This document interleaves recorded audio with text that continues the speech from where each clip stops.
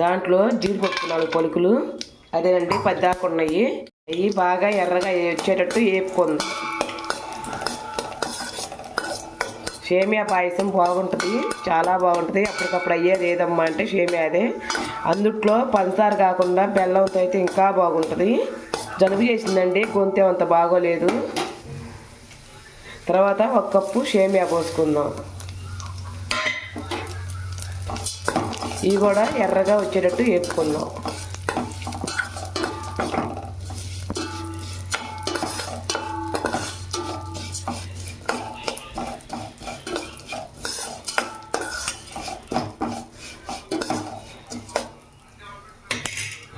ఇగో కొంచెం కలర్ మారినాయి, ఇంకా మనం ప్లేట్లోకి తీసేసుకుందాం.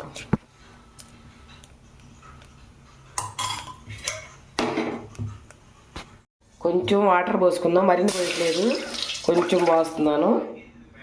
చిన్న టీ గ్లాస్ పోస్తున్నాను.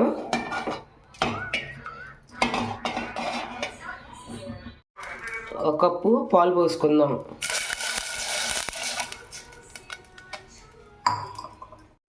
నీళ్ళు అయితే తెరట్లేదండి. ఈ పాలు వేడెక్కాక సేమియా పోసుకుందాం. నీళ్ళు అయితే తెరట్లేదండి. ఈ పాలు వేడెక్కాక సేమియా పోసుకుందాం. ఇగండి పాలు కాయినాయి, ఇంక మనం సేమియా వేసుకుందాం.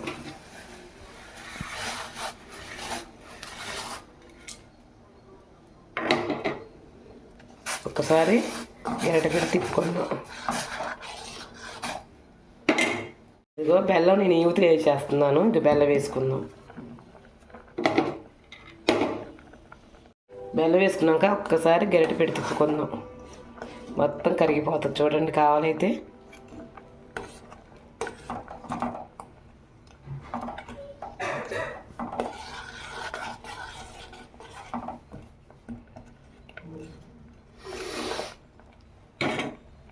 యాలక్కాయల పొడి వేసుకుందాం.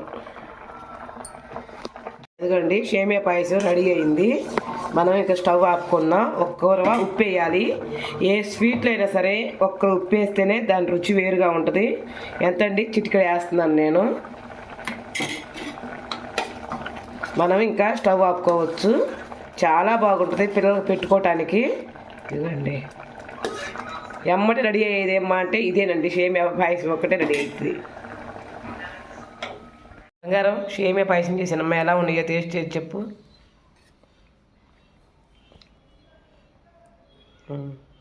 బాగుందా?